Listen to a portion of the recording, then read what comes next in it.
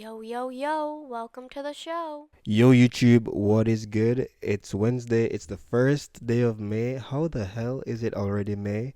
But it's 5:53 p.m. Eastern Standard Time, making a video on the glorious Roth IRA. And we make videos like this once a month, y'all. If you're new, just hit subscribe. If you're into Roths, it's not the most interesting thing in the world, trust me, I know. But it's a boring game that I like to play. We're gonna talk about the Roth, my holdings. I like looking at this little chart here, so just gonna touch on that for a sec. Gonna look at my contributions over the last weeks and months, I guess I can say, and finally, just the Roth dividends. So, without further ado, if you're new, thanks for coming, and if you're not new, thanks for coming back. We're gonna look at the performance over these timestamps. So on the week we are down. Actually, let's start with the day. The Roth is sitting at $10,100, and how did I not start with that? Because my Roth is now over one. It's over $10,000, guys. I started this last year, July or August. Why do I keep forgetting? I've literally made videos on this. It's sitting at 10k, 10.1k, and that's really nice. I mean, definitely it took some sacrifice to max my route last year, and to try to be on pace to max it this year. But hey, that's where we're at. On the day we're down, but then after hours we kind of picked back up. Not sure what's going on, but we're, I guess, break even on the day. On the week, we are down 1%. On the month, down 3%. 3 months, we are up 1.4%. Year to date, we are 2.57% up. 1 year, which is larger than the life of my portfolio, about 7.5%. Um, so that's where the Roth is sitting. I remember being at these all-time highs and then down here, and we're like, oh, when's the market gonna pick back up? Then it bounced, and I don't know what it's gonna be doing after this, but just interesting to see the behavior of stocks over time. I mean, this is just a couple months, so literally such a small piece of the pie. But hey, that's what it is. Buying power, $149. It's interesting to say that 49 the the actually like 48.78, because I have 101 from just my deposits. That extra money is just from selling my options up here. Have 100 shares of Ford. I sell calls on that now, weekly or bi-weekly, depending on how the premiums are, or just what I think is worth is a good trade. Really, that's all. So this one's about to expire worthless. Ford honestly might pick up and shoot back up to $13. If that is the case, I will roll. If it happens after hours, I have the shares. I can just sell them at $13. So Ford's been doing pretty good. It's trading how I want it to trade. Like, it's not as volatile as it was 2 months or 1 month ago. It's kind of trading in a narrower range that I'm very comfortable with. So I do expect it to honestly revert back to the 11s at some point. But hey, let's see. The 52-week high is like 13 something or 15 something, and the 52-week low is, ooh, went on the wrong thing right there. The 52-week low is about $9.50, if I remember correctly. So we're on track to max the Roth IRA in a few months, I would say maybe 3 months, based on the rate at which I'm depositing, which is usually like $300 a week. Um, yeah, I'm very excited for that. I might slow that down. I might pick that up. Just know that whatever, I'm just dividing my money between my Roth and my individual brokerage account. So if I go harder on one, it's like a scale, like a balance scale. It's like that. So but we're 2,900 deep, which is pretty nice. That's over 40%. So looking forward to that 50% mark. That would be a pretty cool milestone. And of course, there's 4,100 left to max. It's cool to know that in Robinhood, at least with the version, can I say version? The subscription. I don't pay for Robinhood, so I get a 1% match. But if you pay, I don't know how much it is, $5 a month probably. For Gold, Robinhood Gold, I think you get like a 3% match. So imagine this times three if I was paying $5 a month. I haven't s- I haven't sat and done the math, but I know gold does have a nice set of features like 5 point something percent APY on the cash on your buying power, the 3% match in the Roth IRA. Those are, I'm sure there are more. I think more like statistical data. You can get access to that and like real time trades. I'm just pulling all this from my memory because I read it a couple times when I just read into gold and think about it. Will I ever get it? Not sure. I think the match in the Roth would be amazing. Like wow, but I don't know if I'll ever have that much in my buying power to make it worth paying for the subscription, which I'm almost sure is $5 a month, maybe five and some change. I'm not sure, but cause yeah, the month is like $1,200 in buying power, and it kind of pays for itself consistently. At least 1,200. I just use a high yield savings account. I use Discover savings account. It's a lower yield, like by 1%, uh, which it does make a difference, sure, but I just feel like I prefer not having my actual savings money in my Robinhood buying power. Just psychologically, I don't want that. It just doesn't make sense. I know myself, I will use it to buy some stupid option. And then the money in my savings is it's not like an extra $30 like I do like I would have in my buying power right now. It's like thousands. So imagine one day I'm like feeling, oh, I feel good. Let me get this nice Apple Leaps and let it ride. And it might play out well, but I don't want to take that risk. Like I have my investing money for that, and my savings is separate. But anyways, went off on quite a tangent there. Um, that's how it is looking down there, y'all. So got the forward call. I'm selling against the 100 shares I have down here at $13. As long as Ford closes below $13, that expires worthless. If it does, then I will have to sell my shares at $13. And I believe my average cost for Ford in my Roth is about 1188. Yeah. Why do I just know these things? Yeah, in my brokerage it's 12. So, but I only have 50 shares. But holdings, we got SPY, almost 4 shares of SPY, VTI right there, QQQ, Ford, SCHD, 26 shares of that. But I always split my buys between SCHD and SPY D because they're not the same. But for this, at least for this investing quarter, in my head, I'm treating them as the same.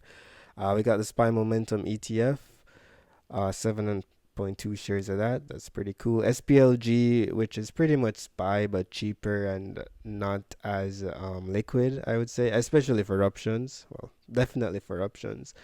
But it's cheaper in the sense that the price is cheaper and it has a slightly lower expense ratio. So I started buying that instead of the SPY. Same with QQQM. It's I don't know if the M doesn't mean mini. Like don't tell anyone I said that, but I just treat it like a QQQ mini. I don't know. But anyways, just a cheaper version, just like SPY or SPLG is the SPY. This is the QQQ. Lower expense ratio, and it does this like pretty much the same thing as the indices that the more common indices or ETFs. We got Vici here. That's our last one. Vici is a real estate ETF. Does like casinos, stuff like that. That kind of thing. Decided to go with Vici because I already have realty income in my individual brokerage account, and also because I think that well, the stats say it. I mean, if you go on Seeking Alpha, their dividend growth is much higher, much nicer, and even though they have a lower history of paying dividends, I think it's just overall a better investment. And I just wanted the diversity. So that's how my holdings are looking. We were gonna look at the chart over here. You can see that the last time I made one of these videos, SPY was my largest holding. Now it's SCHD, and that's because I've stopped buying the SPY, and now I'm buying SPLG, which is somewhere down here. Uh, what's one of these small ones? SPLG. Yeah, only $286 in that. But it's still nice seeing that the largest holding in the portfolio is SCHD. Not far behind that is SPY, then QQQ, which is on a hold for now as well. The dividends will get reinvested into them, even though I'm not buying them.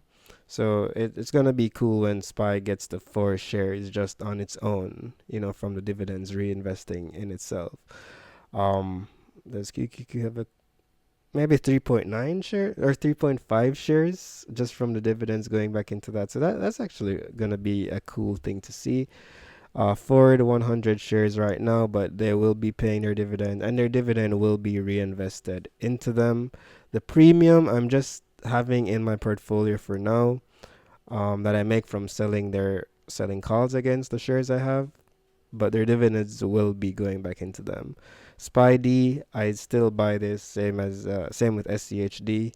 VTI, I really want to buy more into VTI. I want it to have a larger presence in my portfolio. Like it's way too low. So I'll look into that for the next time I um analyze my investments, I guess. SPMO, comfortable with this. I will be buying more of this. Very happy buying this.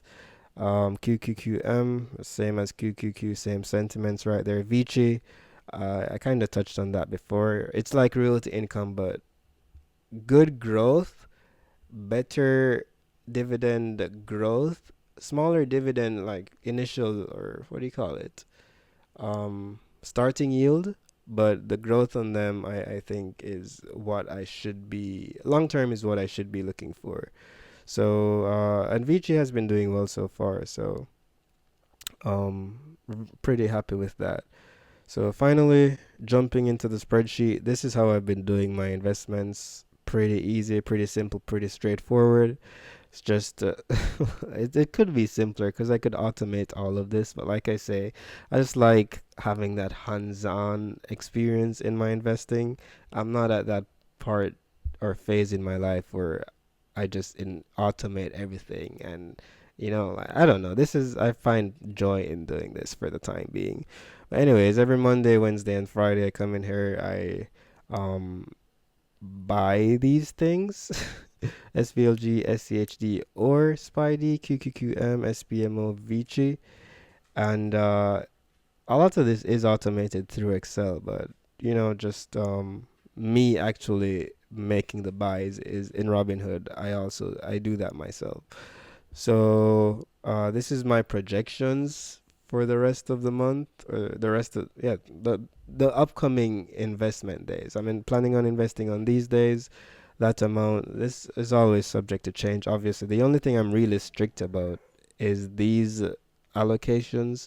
Like whatever it says up here, I will buy it down here, and like regardless of the price, just whenever I have free time in the day, I will get that done and I move on. Got a cool little feature here where it's just if it's today, then I highlight that. Just when I check it, I'm like, oh, gotta do something today. So that's cool. So far, actually, this is not up to date because yeah, this should be 29. My dog is just up and down. If y'all hear that, like, I'm so sorry. This should say 2,900 up here, and that is because we deposit $300 each Monday, and then that obviously it makes a part of the Robinhood total, like here. So when I was at, let's say I was at 2600 on Monday, I deposited 300 and then I split the 300 over the 3 days, so $100 a day. But here it's not May 3rd yet, so it all I need to do is drag this value here, but it's not Friday yet, so I'm not gonna do it yet. But when I do that, then this is gonna update, and yeah, that should make sense. So finally, let's go over to the dividends in the Roth IRA. Of course, all dividends, like I said, are being reinvested, which is good. I'm not gonna be using the dividends in my Roth IRA to do anything like with in real life, so I just reinvest them. So far for the year, sitting at wait, has this been updated? This is not updated because I got SPY dividends. Why is this not updated? I swear. Anyways, guys, imagine this plus like $9. So I'm at like 62 maybe, 61. I don't know. Oh my God. We've gotten some dividends from or Roth investments, and we just reinvest them. The amount doesn't really matter because this isn't correct, but just know that they get reinvested. And the dividends have been, like let's look at the graph. This is where we started last year, like down here, September. We got our first set of payments, October, December, and January. This is this year. It wasn't nowhere close to what we got in December, but look at March, like just shining through, like amazing. April was not as large as March either, but just know there's something here. My gosh. Anyways, guys, that just threw me off. So I'm gonna wrap the video up here. If you're new here, like again, if you're into this, hit like, hit subscribe. Thanks for watching. I'll see you guys next time. Peace.